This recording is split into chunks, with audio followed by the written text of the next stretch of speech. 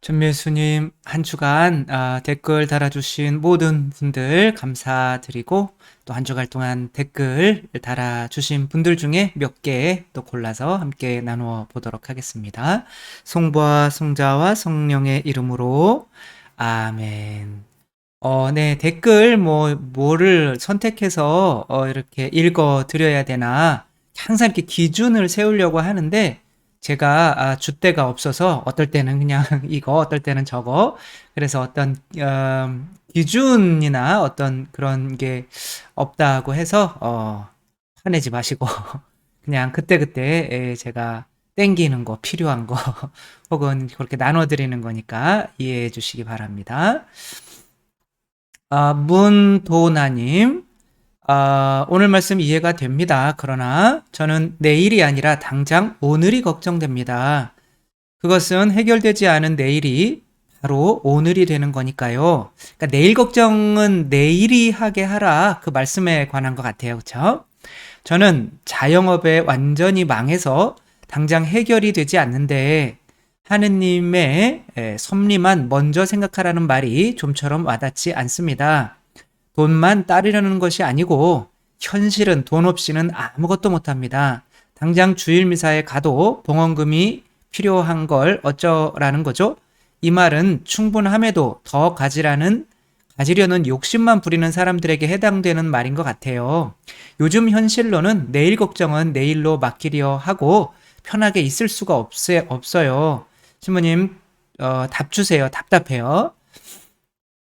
뭐 정말 장사를 혹은 뭐 사업을 하시다가 실패해서 당장 내일 성당 가서 헌금 낼 돈도 없다고 한다면 굉장히 뭐 막막하고 고통스럽고, 그냥 내일 걱정은 내일이 하게 하라 라고 하고 과부의 헌금이나 오늘 생계비를 다 바치는 그런 과부의 헌금 같은 것들은 조금이 아니라 이제 뭐 사실 남의 이야기처럼 들릴 수가 있는데, 이것은 뭐 내일 걱정은 내일 해라가 아니고 내일 걱정은 내일이 하게 하라라는 말이거든요. 그러니까 그 말은 무슨 뜻이냐면, 걱정을 하라는 거예요, 말라는 거예요? 말라는 거죠. 내일이 와도, 그러니까 오늘도 걱정을 하지 말라는 거죠. 그래서 뭐 다 예수님 말씀이 이해하기가 어렵죠. 오른뺨 맞는데 왜 어떻게 왼뺨을 바로 돌려댈 수 있어요? 한번 때리고 조금 죄송합니다. 그리고 돌려댈 수는 있어도, 그러니까 이제 뭐 하시는 말씀이 쉽지는 않지만 내가 아버지 아니냐 이런 거죠. 아버지가 여기 있는데, 그러니까 삶을 내 힘으로 살아보려고 막 하다가 보면 이제 아이들이 내가 나가서 돈 벌고 내 힘으로 한번 살아볼게. 내가 걱정하고, 아빠 엄마 언젠가 나한테 돈 안 주실 수 있잖아요. 난 지금 내일 걱정, 그러니까 오늘 걱정 오늘 하고 살래요. 라고 나가면 부모가 그래 네 힘으로 한번 살아봐. 고생 좀 해봐야 나를 이제 믿지라고 할 수 있는 거죠. 그래서 이렇게 뭐 성공하거나 돈을 많이 버는 사람들이 던던던 하면서 오늘 걱정 오늘 하고 막 걱정을 많이 해서 오히려 많이 버는 것보다는 이렇게 돈이 없을 때라도 모든 거 하느님께 맡길 수 있는 사람들이 마음이 편안하게 보이니까 사람들이 더 찾아와주고 그런 걸 수도 있거든요. 그래서 지금 걱정하고 힘들고 이런 것들 바로 바꾸기는 어렵겠지만 성체조배 하시면서 하루에 1시간, 2시간 정도 이렇게 앉아 있으면 걱정도 이렇게 하다가 보면 또 생각도 안 나요. 그렇게 되면 좀 마음이 편안한 상태가 되면 오히려 돈 걱정하고 있으면 돈에 대해서 계속 원망을 하는 거거든요. 그러면 내가 원망하는 것이 나한테 붙을 리가 없는 거잖아요.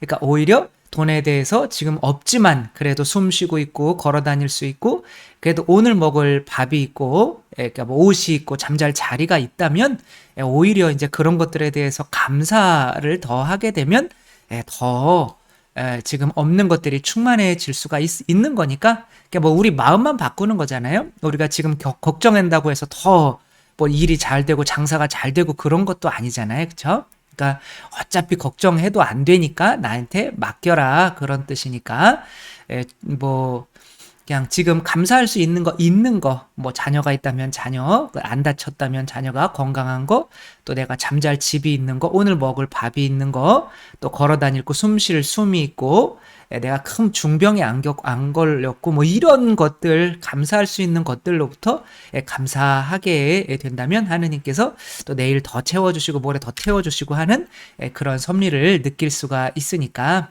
한번 시도해 보시면 좋을 것 같습니다. UFO님, 생신 축하드리고 감사합니다. 전 아직 멀은 것 같아요. 나중에 집도 절도 없이 평생 나날이 오르는 월세 이리저리 쫓겨다니다가 퇴직하면 한 푼 없이 전기 끊겨서 물 끊기고 친구 가족 다 끊겨서 월세 낼 돈이 없어서 느껴지는 건 약도 못 사고 상황에 깊은 우울증일 뿐 노숙인이 되어 영하 15도 강추위에 얼어 죽는 아주 걱정을 미리 다 해놓으신 거예요? 아니면 다리만 겨우 펴는 고시원에서 혼자 살다 라면과 소주병 온갖 쓰레기에 묻혀 사망 28일째 발견되는 시나리오. 전 너무 무서운데요. 근데 한번 생각해 보세요. 만약에 이렇게 살다가 돌아가신 분들이 있잖아요. 그분들은 그렇게 돌아가신 것이 내일 걱정을 안 했기 때문에 그런 걸까요? 과연? 정말 내일 걱정을 많이 하는 사람들도 이렇게 힘들게 죽고 사망한 지 28일째 발견될 수가 있는 거죠. 그쵸? 오히려 걱정을 많이 하는 사람들이 더 많이 쌓아놓고 더 뭐 하다가 더 망해서 그렇게 될 수 있지 않을까요? 오히려 내 마음 비우고 하느님께 맡긴 사람들이 오히려 조금 마지막까지 좀 편하게 지내지 않을까요? 저는 후자인 것 같고 이제 교회의 가르침도 그런 것 같아요. 그래서 우리들이 내가 걱정해서 지금 나는 잘 살고 있는 거지 내가 지금까지 걱정 안 했으면 이렇게도 못 살아 라고 생각할 수도 있겠지만 오히려 내가 걱정을 많이 해가지고 지금 이거밖에 안 됐을 수도 있거든요.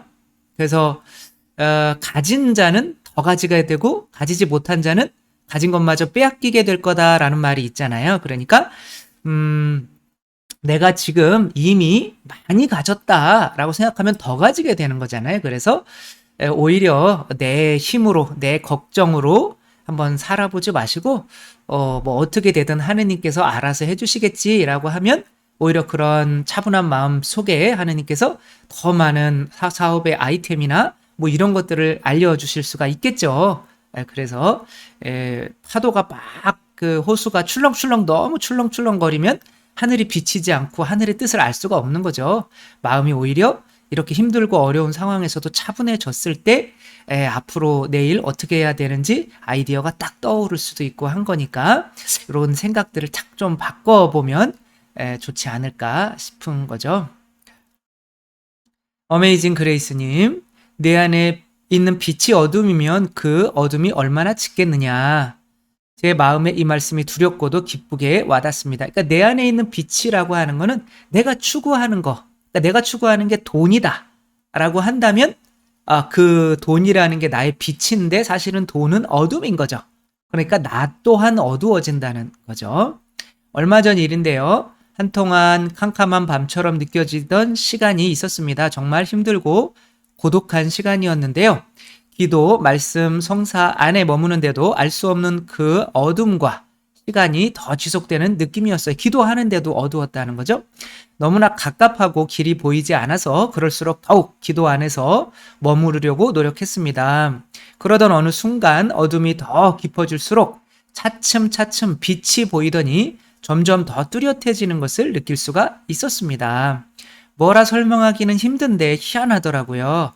밖이 너무 환할 때는 내 안에 어둠이 있어도 빛이 있어도 모든 게 빛으로 보여졌는데 온 세상이 어두워지고 나니까 그제서야 빛이 보이더라고요. 김미경 강사도 이 세상에서 제일 막 잘 나가고 TV에도 막 자기 이름을 딴 TV쇼 김미경 쇼도 막 하고 할 때는 사실은 자기가 쫓고 있는 게 어둠이었는데 그게 어둠이 빛인 줄 알았던 거죠. 그래서 정신적으로도 우울증 걸리고 막 정신병원에 가야 될 것 같고 하는데 9시 뉴스에 저기가 논문 그거가 이제 터졌던 거죠. 사건이. 그러면 이제 1년 동안 아무것도 못하고 계속 발이 부러져라 걷기만 하고 있을 때 너는 왜 네 꿈을 너라고 생각하니? 너는 숨만 쉬고 있어도 태어날 때 그게 너야. 네가 꿈을 이뤘다고 해서 네가 사라지는 게 아니야. 라고 하는 하느님의 어떻게 보면 음성을 들은 거죠. 그러니까 빛이 그때서야 보이는 거죠. 이 세상 모든 내가 추구하고 있는 것들이 어둠인 거를 깨달을 때 내 안에 진짜 빛이 보이는 거지. 세상 것들을 너무 빛으로 여기고 있다면 참 빛은 내 안에서 어둠이 돼서 보이지가 않는 거죠. 그래서 김미영 강사는 망해야 만날 수 있다고 이렇게 이야기를 하죠. 세상적으로 만사가 잘 되어가고 편안하고 아무런 어려움이 없을 때는 너무 환해서 내가 어둠을 쫓아가고 있는지 빛을 따라가고 있는지 모르고 비치려니 하고 마냥 어디론가 가고 있었는데 제가 느끼기에는 어둡고 외로운 밤이 찾아오자 결국 참 빛만 남고 나머지는 어둠에 묻히고 다 사라지더라고요. 이게 참 좋은 경험인 거죠. 그렇죠? 그제서야 내가 빛보다 밝게 빛나고 있던 어둠을 보고 있었구나를 깨닫고 빛을 보고 따라갈 수 있게 되었습니다. 그래서 망해야 보이는 거죠. 다 망하라는 소리는 아니지만 망하기 전에 다 봉헌하라는 거죠. 마음적으로라도 이게 내 빛이 아니야. 내 빛은 오직 예수 그리스도 한 분뿐입니다. 라고 하는 거죠. 환하고 밝은 데 있어야지만 잘 보고 잘 따라갈 줄 알았는데 그렇지 않았나 봅니다. 저에겐 값진 경험이었어요. 그래서 기도라고 하는 거는 내 자신을 어둠으로 바치는 거예요. 모든 내가 하는 거는 의미가 없다. 오직 예수님께서 예수님을 통해서 나에게 이래라 저래라 라고 하는 것, 그리고 그것에 순종하는 것, 그것만이 의미가 있는 거고 내 삶의 빛이다. 그러니까 그분의 말씀만이 빛인 거죠. 그렇게 갈 때는 내가 지금까지 세상에서 추구하고 있었던 모든 것들이 실제로는 어둠이었는데 빛으로 착각하고 살았구나 라고 하는 거를 이제 알 수가 있는 거죠. 윤명숙님, 저에게 고민이 있습니다. 본당에 빨랑카를 할 때면 익명으로 할까 이름을 밝힐까 고민을 합니다. 예수님께서는 오른손이 하는 일을 왼손이 모르게 하라고 하셨는데 밝히자니 드러내는 것 같고 익명으로 하자니 아쉽고 저도 마찬가지예요. 저도 어디 할 때 이제 익명으로 할 때가 훨씬 적어요. 저도 제 이름으로 이렇게 왜냐하면은 또 왠지 마음속에서 신부님은 돈 벌어가지고 돈을 뭐 많이 벌지도 않는데 뭐 저는 뭐 유튜브 해서 뭐 광고도 안 넣고 또 강의 같은 거 또 이제 뭐 지금은 2년 동안 거의 나간 적이 없고 뭐 글 쓰는 거 뭐 그런 거 조금 뭐 근데 글 쓰는 거로 받는 거는 사실은 많지 않거든요. 뭐 한 달에 한 100만 원? 죄송합니다. 아무튼 뭐 그렇게 해서 뭐 많지는 않은데 근데 이제 그런 것들을 왠지 많이 번다고 착각을 하는 분들이 이렇게 전신부는 돈 많이 벌어가지고 뭐 해나 봐, 뭐 어디 모아놓는가, 뭐 이럴까봐 제가 이렇게 기부하는 것들은 그게 이제 제 두려움인 거죠. 그거를 없애기 위해서 제 이름으로 기부하는 것들이 이렇게 있는 거죠. 그러나 언젠가는 익명으로 모든 걸 다 익명으로 기부든 뭐를 하든 익명으로 할 생각인 거죠. 그러니까 지금은 그런 만큼 수준이 안 되니까 그렇게 하는 거고 언제나 오른손이 하는 거는 왼손이 모르게 하는 것이 더 좋다라는 거죠. 문정숙님, 젊어서는 옳고 그름에 대한 내 잣대를 가지고 그것이 정의이고 바르다고 여겼습니다. 공정과 공평이라고 여기는 내 잣대에 사랑이나 자비, 어떠한 사정이나 이유를 헤아리는 마음이 없었던 것 같습니다. 그러니까 정의로 사는 사람들이 제일 무서워요. 아무튼 정의는 하느님이 세워주시는 거예요. 그리고 우리는 자비를 받은 사람답게 자비를 베푸는 사람이고 정의라고 한다면 내가 그분께 많이 받았으니 나도 많이 내어주어야 한다라는 게 정의이지 너 나한테 잘못했으니까 그 벌은 반드시 받아야 돼. 마치 펜트하우서처럼 본 게 티가 나나요? 모아놓은 거 이렇게 유튜브에 있더라고요. 그래서 오늘 하루 종일 봤는데 막 복수하는 게 막 너무 막 재밌고 그렇지만 이 세상에 있는 복수는 내가 하는 게 아니라 하느님이 해주시는 거죠. 내가 복수를 한다면 하느님으로부터 받았던 것들은 내가 하느님도 이제 공짜로 준 건데 정의롭지가 못한 거죠.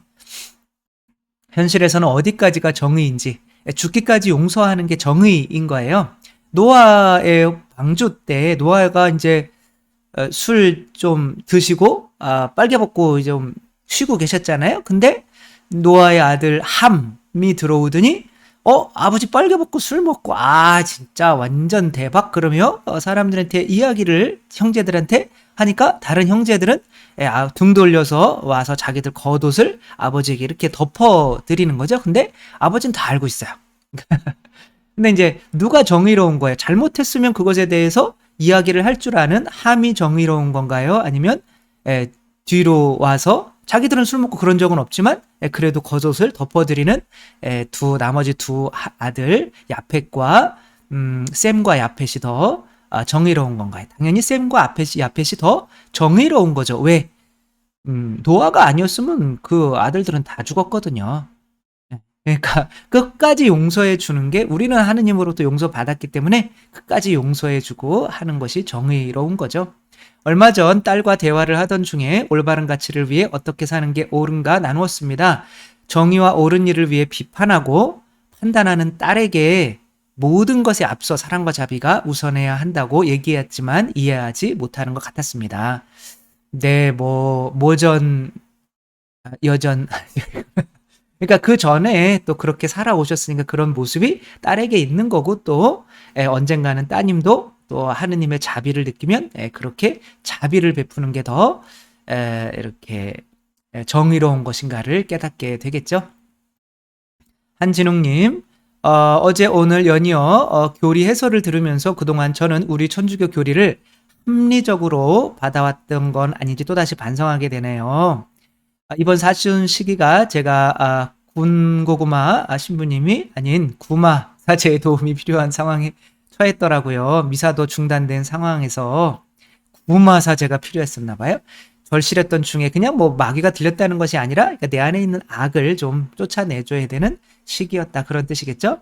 그 무렵 요셉 신부님께서도 댓글로 말씀드렸듯이 직장 오프할 때마다 명동 대상당에 계시는 우리 무염시태 성모님께 기도를 드릴 수밖에 없었는데요. 어느 날은 성모님께 기도를 드리고 돌아섰는데 지하 성당에서 어느 자매님이 철퍼덕 앉아서 기도를 드리는 모습을 보게 됐고, 명동 성당만 가면 앞에 이렇게 앉아서 막 큰 소리로 기도하시는 분이 있으시더라고요. 그 모습에 저도 용기를 내서 신자가 되어 처음으로 그 지하 성당에서 무릎 꿇고 성 김대건 안드레아 신부님께 살려달라고 기도를 드리게 됐습니다. 그 몇 차례 더 기도드리게 됐고, 덕분에 우측 팔꿈치 주변에 시퍼렇게 타박상 입는 것으로 제게 닥쳤던 모든 일이 잘 마무리되었습니다. 잘 됐네요. 그 일로 감사드리기 위해서 지하 성당을 찾았을 때 그곳 김대건 안드레아 신부님만 계신 게 아니고 또 누가 계셨겠어요? 예수님도 계시고 성모님도 계신 거죠. 그렇죠? 군고구마 신부님이신 요셉 신부님과도 무관한 게 아닌지라 오늘은 제 신앙 체험을 길게 남겨봅니다. 더욱 구체적이었으면 좋았겠지만 또 사적인 거니까 아무튼 이렇게 모든 성인의 통공을 굳게 믿게 됐다라고 하는 거죠. 그러니까 성인께 했더니 그 성인께서 중개해 주셔서 하느님께 성모님께 청해 주셔서 또 그런 은혜를 체험한 거 나누어 주신 거 대단히 감사드리고요. 궁금한 게 있는데요. 오늘 복음에 나와 있는 말씀 중에 너희가 다른 사람들의 허물을 용서하면 하늘에 너희 아버지께서 너희를 용서하실 것이다. 그러나 너희가 다른 사람들을 용서하지 않으면 아버지께서도 너희 허물을 용서하지 않으실 것이다를 너희가 무엇이든지 땅에서 매면 하늘에도 매일 것이고 너희가 무엇이든지 땅에서 풀면 하늘에도 풀릴 것이다 라는 의미로 받아들여야 되나요? 성경을 읽으실 때 하나의 팁을 드리는데, 우리가 성경을 읽을 때 예수님이 하신 말씀이 교회 사도들에게 하신 말씀인지 아니면 일반 사람들에게 하신 말씀인지 봐야 돼요. 그래서 항상 그 앞에 보면 제자들에게 말씀하셨다, 군중에게 말씀하셨다, 이게 달라요. 그러니까 그것을 헷갈리면 너희가 무엇이든지 땅에서 매면 하늘에도 매일 것이고 이것이 마치 너희가 용서해주면, 그러니까 요것이 이제, 그러니까 마태복음 6장 14절, 15절은 주님의 기도를 알려주시고 하신 뒤에 이제 더 첨가하신 내용이잖아요. 그러니까 주님의 기도는 사도들만 바치는 것이 아니라 지금 모든 사람이 바치는 거잖아요. 지금 이 말씀을 하시는 것은 그 산상 설교에서 수천 명이 모여 있는데 말씀을 하시는 거거든요. 요거와, 그러니까 너희들이 다른 이들 용서하지 않으면 저희에게 잘못한 일을 저희가 용서하오니 저희 죄를 용서하시고, 이 내용은 모든 이들에게 해당되는 거고, 너희가 무엇이든지 땅에서 매면 하늘에도 매일 것이고, 이거는 하늘나라의 열쇠를 준 교회 사도들에게 말씀을 하시는 거예요. 그래서 이 교회에서 이제 고해성사를 너는 이단이야, 혹은 그러니까 너는 파문이야라고 해서 죄를 용서해주지 않으면 하늘에 있는 나도 용서하지 않을 거야라는 그런 의미인 거고, 위에는 좀 이제 모든 이들에게 해당되는 내용인 거죠. 요거 그러니까 성경을 읽을 때 누구를 대상으로 말씀을 하시는 건지 앞에 반드시 봐야 돼요. 이마리아님, 작년엔 열심히 댓글도 달고 질문도 많이 올렸는데 한동안 조용히 듣기만 했습니다. 지난해 신부님 강의를 듣기 시작하면서 얻은 가장 큰 깨달음이 싸워야 할 대상이 명확해졌다는 것이었습니다. 자아죠, 그쵸? 자아와 또 자아를 통해서 나를 죄로 이끌려는 사탄인 거죠. 세속육신 마귀가 자아 안에는 그런 욕구인 거고, 그것을 이제 바닷속에 잠겨버려야 되는 거죠. 바리사이로 살면서도 죄인인 줄도 모른 채 당연히 구원받을 거라 착각하며 살았던 저를 회개와 구원의 길로 이끌어주신 신부님은 제 생명의 은인이십니다.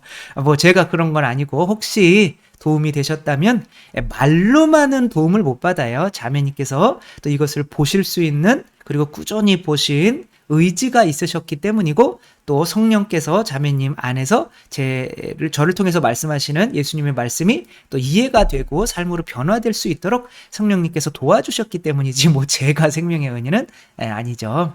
신부님 채널에서 강의를 듣는 여기 많은 형제자매들도 저와 같은 마음으로 감사와 이렇게 댓글을 드리는 것 같습니다. 얼마 전 귀향살이 끝나고 하느님 품으로 가신 저희 어머니를 천국으로 이끌어 주신 분도 신부님이십니다. 아니, 그래서 이게 제가 또 자기 자랑만 한다고 하는 것 같지만 그래도 계속 읽어야죠. 엄마가 사실 날이 얼마 남지 않았음을 어렴풋이 직감하고 있었고, 저는 연옥을 거치지 않고 엄마께서 직천당할 수 있는 방법이 무엇일까 생각했던 중 신부님께 질문을 드렸는데 7기도를 알려주셨고, 엄마는 의식이 있는 그 순간까지 그 기도를 드리고 계셨습니다. 네, 뭐 7기도 이렇게 그런 거 원하셨으면 뭐 저를 통하지 않고서라도 또 다른 방법으로 어떤 해답을 찾으셨을 거예요. 제게 남긴 마지막 유언은 기도하고 있고 지금 성모님과 함께 있으니 걱정하지 마라 라는 말씀이셨습니다. 예. 어머니가 뭐 이만큼 말씀하시고 돌아가셨으면 이것보다 자식들에게 큰 선물은 없는 거죠. 그렇죠? 다시 읽어드릴게요. 엄마가 기도하고 있고 지금 성모님과 함께 있으니 걱정하지 마라. 저도 죽을 때 이런 말을 할 수 있으면 정말 좋겠죠. 그렇죠? 여러분들을 위해서 하늘에서 기도하겠습니다. 지금 성모님과 예수님과 또 요셉 성님과 함께하고 있으니까 걱정하지 마세요. 이렇게 하고 죽을 수 있으면 정말 감사하겠죠? 의식을 잃으신 후 임종까지 일주일 시간이 주어졌고, 저는 엄마를 위해 어떤 기도를 해야 할지 성령님께서 이끌어 주시기를 간절히 청했습니다. 성령의 이끄심으로 기도 중에 엄마의 영혼을 초대하여 함께 기도드리면서 예수님께서 엄마와 이 세상 모든 영혼들을 구원하시기를 위해 흘리신 성혈 한 방울까지도 모든 죄를 씻어주시기를 청하며, 예수님 순환을 묵상하면서 저는 예수님의 순환에 담긴 말로 다 표현할 수 없는 열절하신 그분의 사랑을 뼈저리게 느끼며 주님 자비로 온전히 엄마를 의탁하며 기쁜 마음으로 주님께 기도드릴 수 있었습니다. 그러니까 일주일 동안 또 어머니가 의식이 없으셨는데 어머니의 영혼과 함께 청하며 또 어머니 그 예수 그리스도의 순환에 대한 기도를 함께 바쳤다는 거죠. 뭐 이런 거 읽어드리는 거는 제 자랑하려고 하는 거고요. 그 다음 거는 뭐냐면 이렇게 갑작스러운 이런 상황에서 뭐 해야 되나라고 할 때 이분들은 이렇게 했었는데 나도 이렇게 해볼까 라는 것을 이제 쉽게 우리가 알아들을 수 좋은 예로 접할 수 있게 하기 위한 목적이 제일 큰 거죠. 워낙 무르고 나약한 영혼인 제가 엄마의 죽음 앞에 너무 의연해하니까 모두들 의아해했습니다. 우리가 가야 할 목적지와 하느님 자녀로서의 정체성, 소명을 일깨워 주신 신부님 가르침 덕분에 제가 큰 시련 앞에서도 주님께 찬미와 감사를 드리며 기뻐할 수 있었음에 저에겐 기적이었습니다. 더 한 가지 놀라웠던 거는 평생 아픈 엄마를 걱정하며 애태웠던 제 영혼의 상처까지도 주님께서 치유해 주셨음을 느끼며 하느님께서는 모든 일을 통해 그것이 비록 당장은 크나큰 시련과 아픔일지라도 선을 이루시는 자애로 우리 아버지이심을 철석같이 믿게 되었으니 이제 주님께 드릴 것은 드려도 모자란 것은 오직 감사와 찬미뿐임을 절절히 깨닫습니다. 네. 이렇게 온전히 따라와 주시고 또 내가 하느님께 그런 지금 뭐 해야 되는가 하느님 뜻을 먼저 찾고 청하고 그렇게 했더니 이렇게 어머니가 돌아가시는 그런 힘든 상황 안에서도 결국에 찬미와 감사만 남았다는 거 너무 감사드립니다. 전현주님, 너무 많이 배우고요. 54년 신앙생활 중에 가장 행복합니다. 11조 성체조배 기쁨. 뭐 이거면 끝난 거예요. 11조 성체조배 기쁨. 오늘 성당에서 성체조배 하다가 모기에게 많이 물려서 퉁퉁 부었어요. 그래도 좋아요. 네. 정말 11조 성체조배 제가 강조하는 것 중에 가장 중요한 또 두 가지일 수 있는 거죠. 이런 거 열심히 해보시면 이분처럼 모기에 물려도 항상 기분이 좋을 수 있는 신앙생활, 그리고 54년 신앙생활 중에 가장 행복하다고 하시는 거니까 여러분도 해보시면 좋을 것 같습니다. 애농님, 신부님 강론은 최애 유튜브입니다. 책에 대해 여쭈어보는데 안나 카타리나 에머릭이 본 예수님의 생애와 순환은 어떤 책인가요? 저도 한번 찾아봤더니 이분이 이제 그 멜 깁슨이 감독한 더 패션 오브 더 크라이스트 있잖아요. 더 패션 오브 크라이스트인가요? 아무튼 거기에 그거의 모티브가 된 책이더라고요. 이분은 가경자로 요한 바오로 2세께서 이렇게 하셨고, 근데 뭐 저도 책을 읽어보지 못했으니까, 그러니까 이제 예수님의 순환에 대해서 굉장히 자세하게 기술을 했다고 하는데, 저는 거기 나온 것과 조금은 뭐 약간 거의 똑같다고는 하는데, 약간 차이가 좀 있다고 하더라고요. 뭐랑 차이가 있냐면, 하느님이시오 사람이신 그리스도의 시. 그래서 저는 하느님이신 사람이신 그리스도의 시 9권이 순환이거든요. 그거 읽어보는 게 훨씬 더 낫지 않을까. 하느님이신 사람이신 그리스도의 시 9권 순환편. 굉장히 자세하게 나와 있습니다. 네, 나초롱님, 신부님 열혈팬 우리 남편과 죽산 성지에 가서 미사까지 신부님과 함께하며 행복한 생활을 하던 중에 오셨었군요. 성지에 전담 신부님이 새로 오셔서 신부님 미사에 참여하지 못하게 되어서 안타깝습니다. 남편은 술도 끊고, 저도 아직 못 끊었는데, 살짝 남편 방을 열어보면 묵주기도와 15기도 책을 놓고 기도하는 모습을 보며 신부님을 알게 해주신 하느님께 감사드렸습니다. 매일매일 신부님 유튜브 강론 보면서 신부님의 영성을 이해하고 실천하고자 부족한 우리 부부가 노력하고 있습니다. 마지막 신부님 미사도 남편이 근무날이라 인사 못 드렸습니다. 이거 감사드리고요. 이제 뭐 성지에는 새 신부님이 오셔서 더 훌륭한 신부님이 오셔서 하시니까 그래도 많이 찾아주시기 바랍니다. 정난경님, 골고타 언덕에서 예수님께서 피땀 흘리시며 제 뜻대로 하지 마시고 아버지 뜻대로 하소서라고 기도하실 때 도대체 죄 없으신 분이 억울하게 죽게 되셨는데 살고 싶은 게 당연한 거 아닌가? 그게 내 뜻인 거, 살고 싶은 게 내 뜻. 그게 왜 유혹의 소리이고 아버지 뜻에 어긋나지? 라고 이해가 안 갔는데 그게 생존 욕구기 때문에 그런 거죠. 그러니까 사랑이라는 거는 어떻게 해요? 내 생명을 이웃을 위해서 내어주는 거죠. 군고구마가 되는 거죠. 모기가 되는 게 아니라. 그러니까 내가 살려고 하는 내 뜻이 하느님 뜻과는 항상 반대가 될 수밖에 없는 거예요.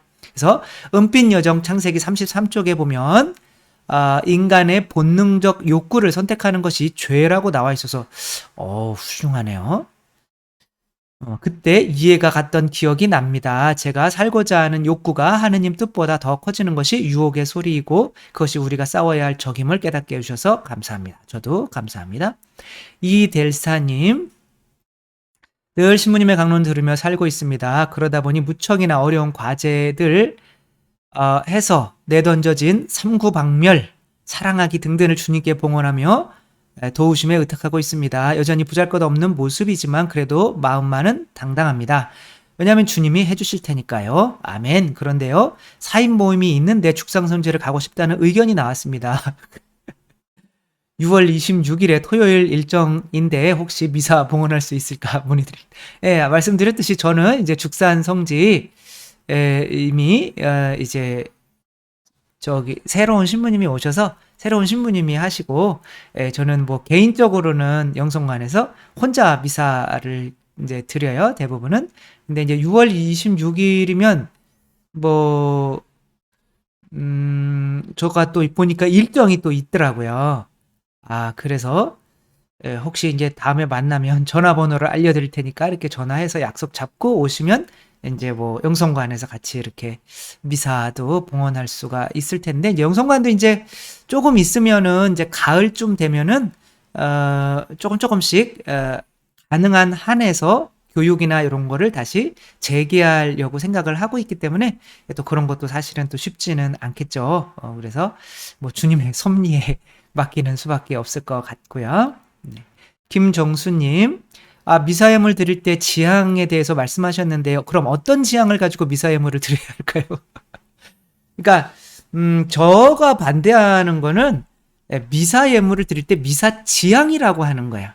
그러니까 미사의 지향이 왜 내가 미사 예물 하는 게 미사의 지향이 되는 거냐는 거죠.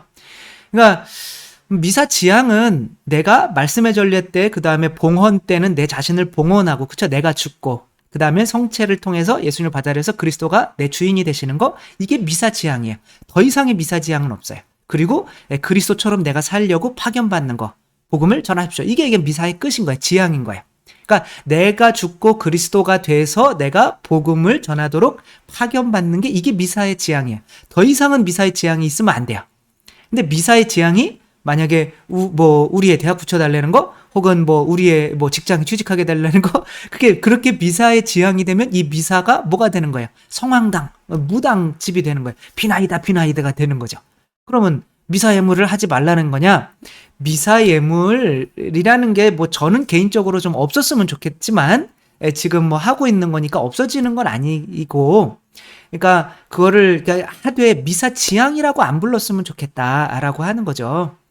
그냥 내가 뭐 미사 이렇게 예물을 하고, 근데 그 마음속으로만 나 이렇게 미사를 통해서 내가 하느님의 자녀로서 또 내가 당연히 나가서 복음을 전하는 일을 하기는 하겠지만 그래도 하느님의 자녀가 됐는데 뭐 이런 것들 좀 들어주시면 안 될까요? 뭐 이 정도만 해야지.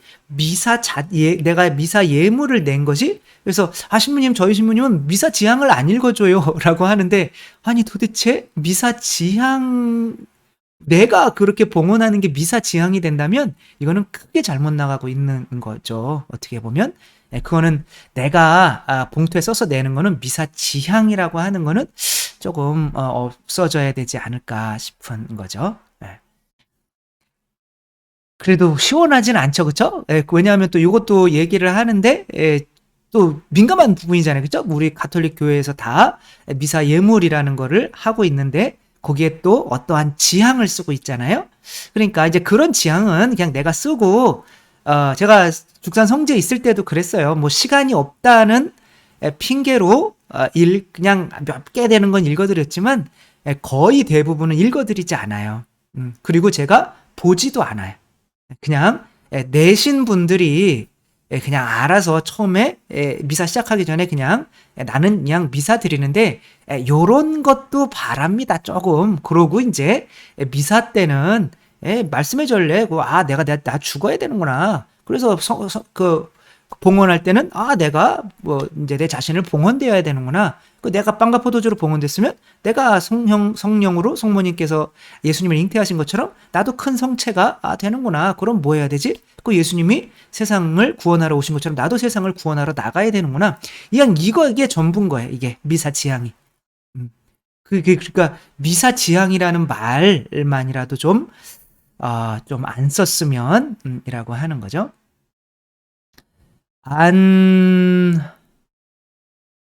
한글로 써주셨으면 감사하겠어요. 네, 신부님, 그러면 죽은 사람을 위한 연미사 봉헌은 잘못된 건가요? 그러니까 연미사, 생미사. 그러니까 뭐 돌아가신 분들을 기억할 수는 있는 거죠. 왜냐하면 거기에서 또 미사의 은총 안에서, 그러나 그 미사 자체가 돌아가신 분들을 위한 미사, 그냥 완전히 지향이 그렇다라고 하면 좀 이상하지 않아요? 그쵸? 미사 자체가 마치 내가 이렇게 참석해서 미사를 하는 것으로 돌아가신 영혼들을 위해서 이 미사를 한 대를 봉헌하고, 살아있는 누군가를 위해서 이 미사 한 대를 봉헌하고, 그럼 그 미사 안에서 이루어지는 본질적인 지향은 어떻게 되겠냐는 거죠.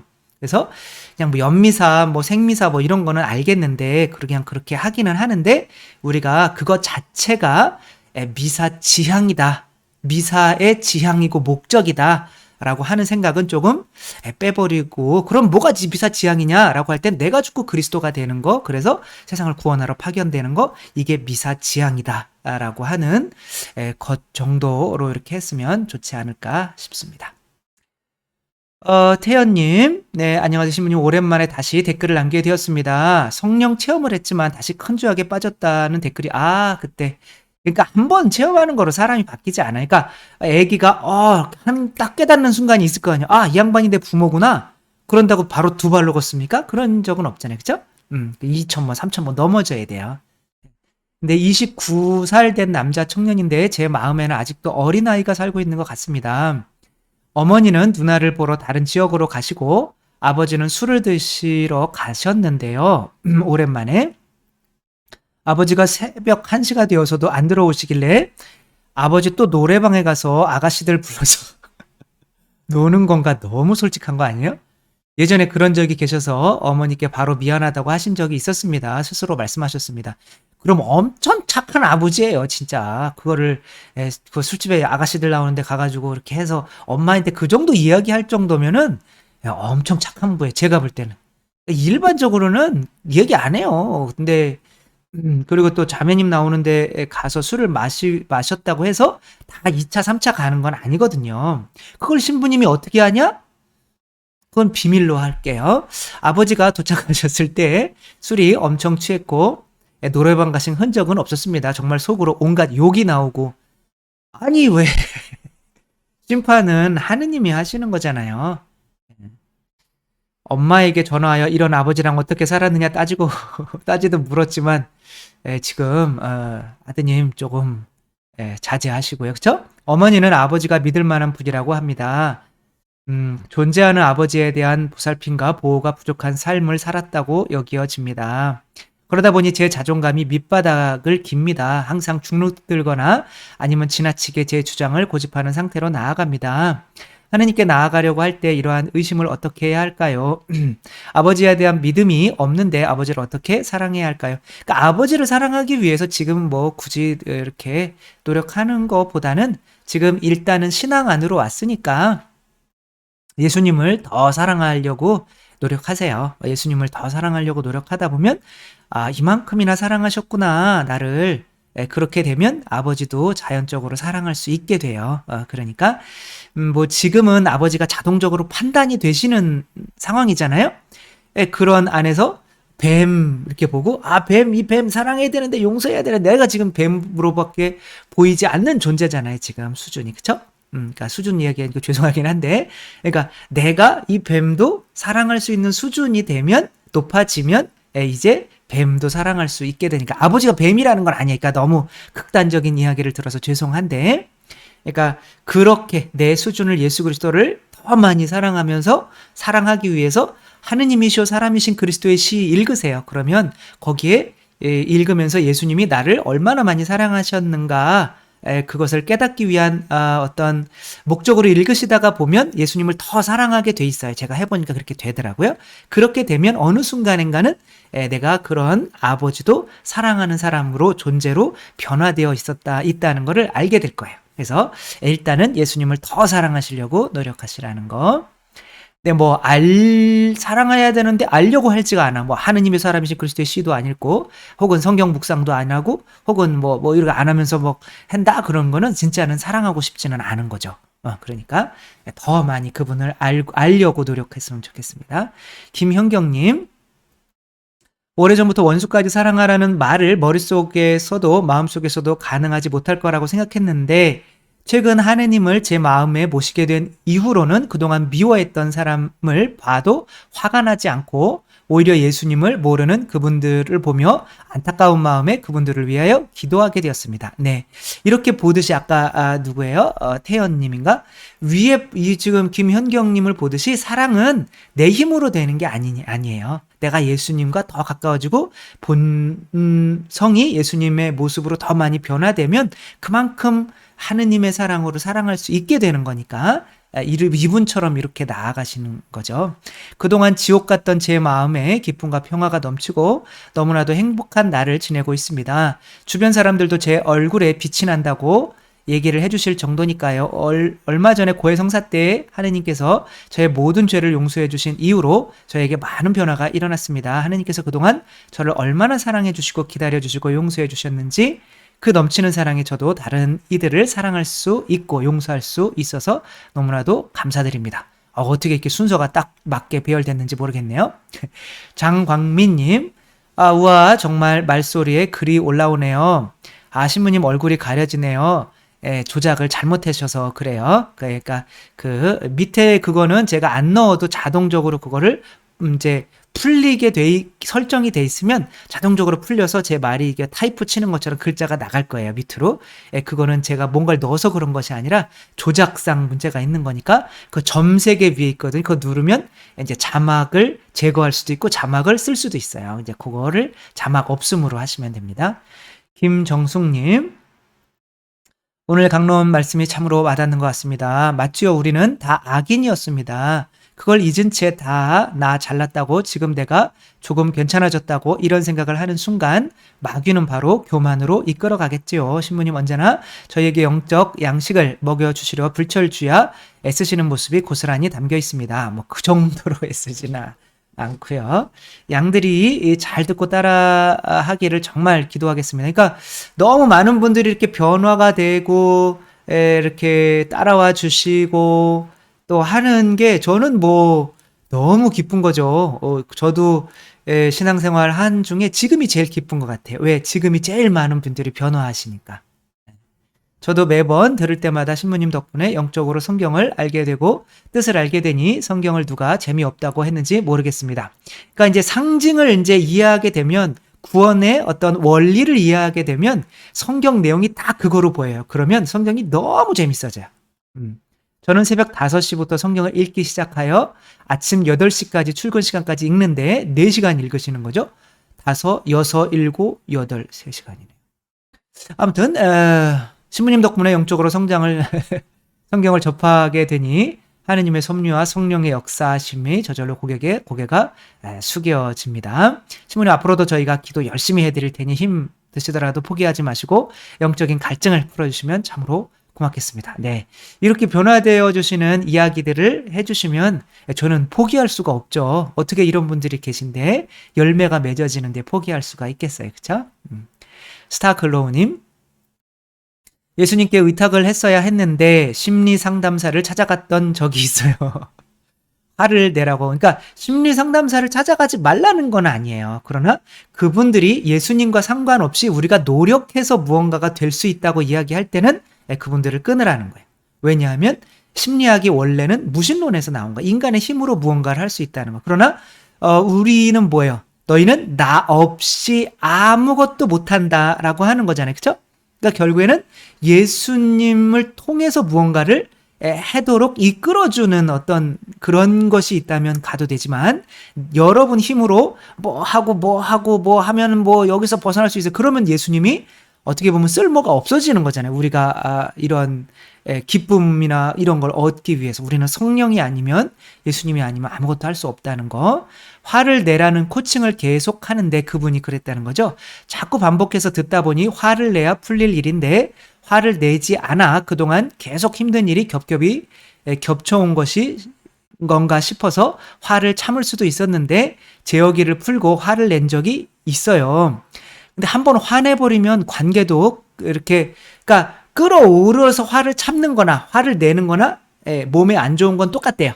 그러나 자꾸 화를 내다 보면 그 화 내는 것이 내 안에 있는 화를 줄어드는 것이 아니라 너는 어차피 화내는 인간이야 라는 믿음을 갖게 되고, 그러면 화를 안 내도 되는 상황에서도 나는 어차피 화내는 인간인데 뭐 라고 하면 화를 더 내게 된다는 거예요. 그러나 내가 화를 참으면 그때는 뭐 똑같이 안 좋지만 시간이 뭐 1년이고 10년이고 지나고 나면 아 그래 나는 화 안 내는 사람이야 라는 믿음이 있으면 화가 날 일도 안 나게 된다는 거예요. 그것 때문에 내지 말라는 거예요. 지금 당장은 똑같아요. 그러나 내가 하는 행위를 보고 내 안에 믿음이 생긴다는 거예요. 그래서 몸도 이렇게 건강하고 이렇게 몸매도 웬만하면 좀 좋게 하라는 것이, 왜냐하면 내가 이렇게 저도 아침마다 저 1년 전에는 10kg 쪘었잖아요. 그러니까 지금은 10kg가 빠지니까 아 나는 그래도 몸 관리를 잘하는 사람이야 라는 믿음이 생기는 거예요.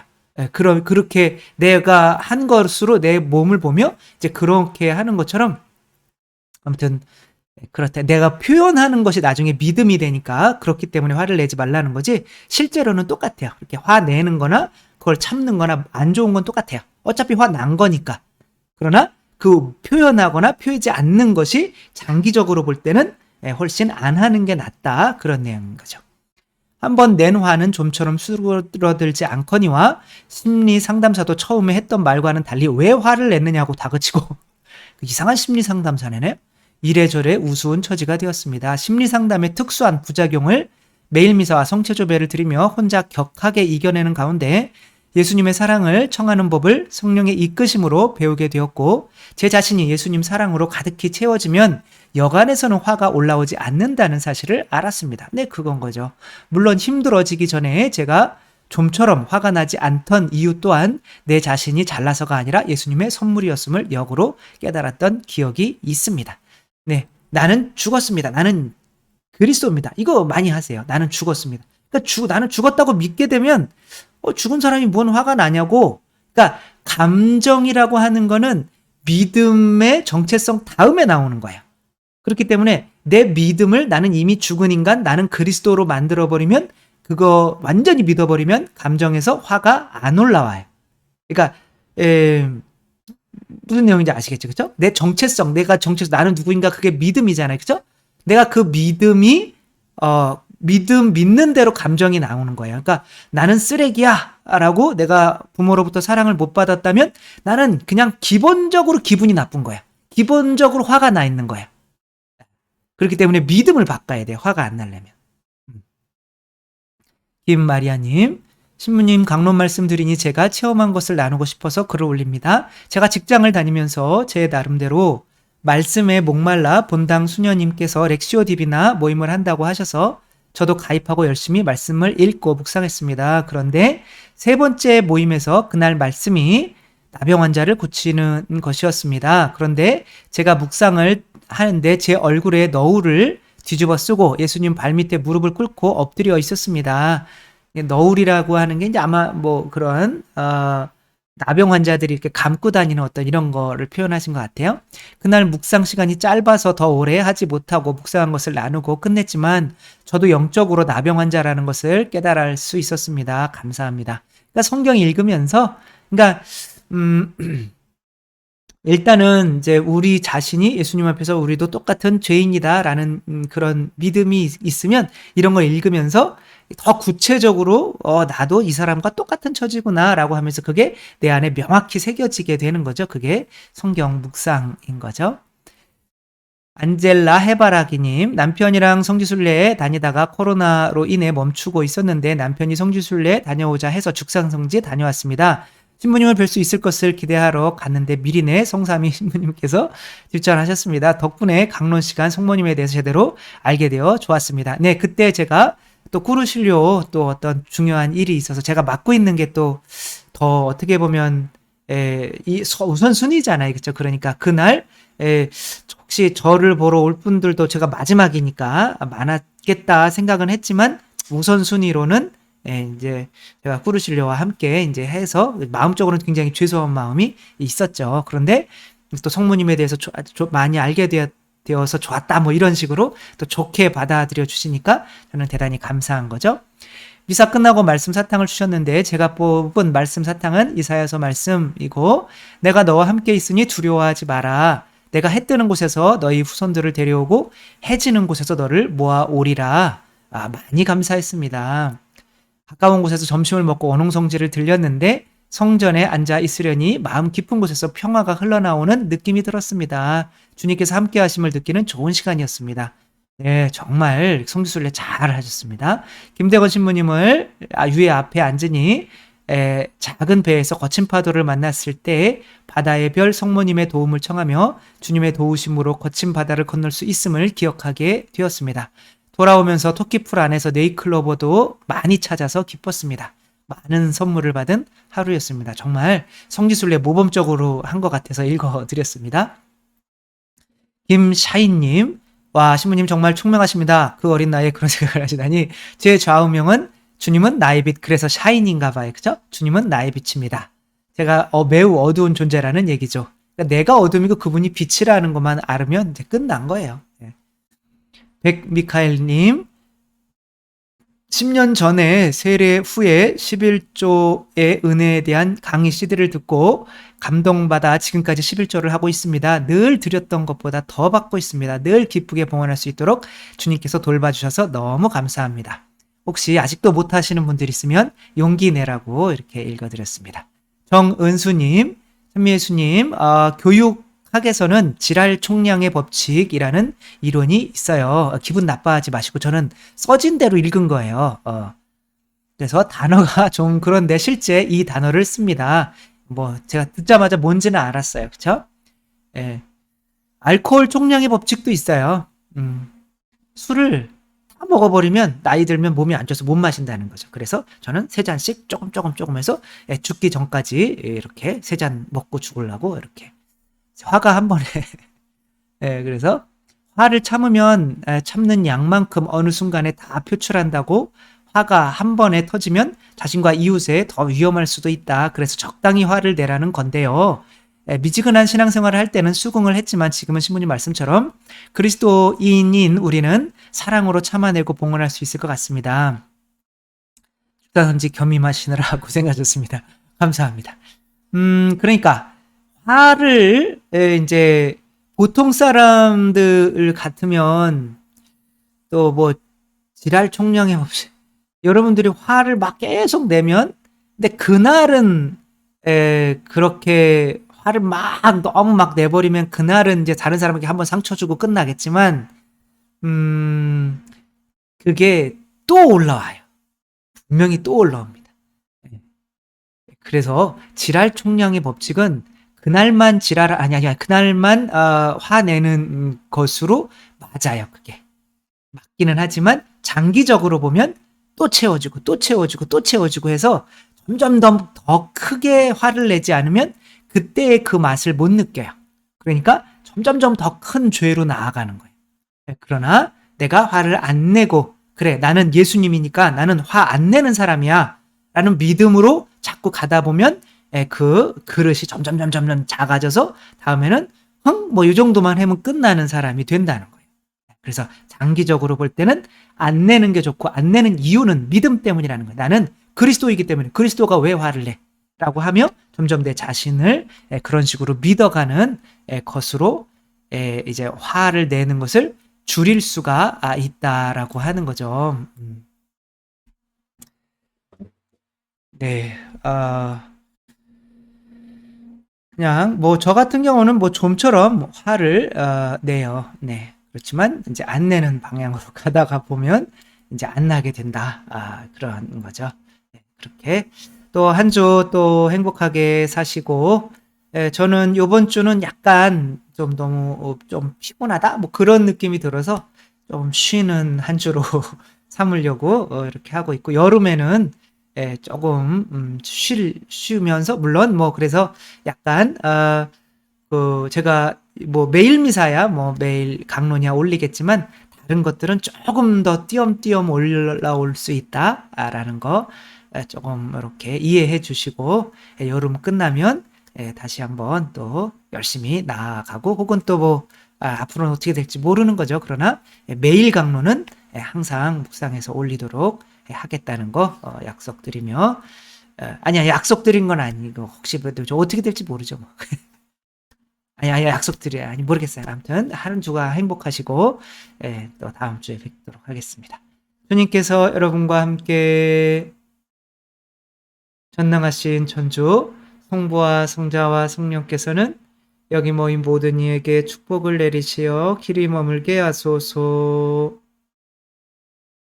주님과 함께 가서 복음을 전합시다. 하느님 감사합니다. 성부와 성자와 성령의 이름으로 아멘. 감사합니다. 사랑합니다.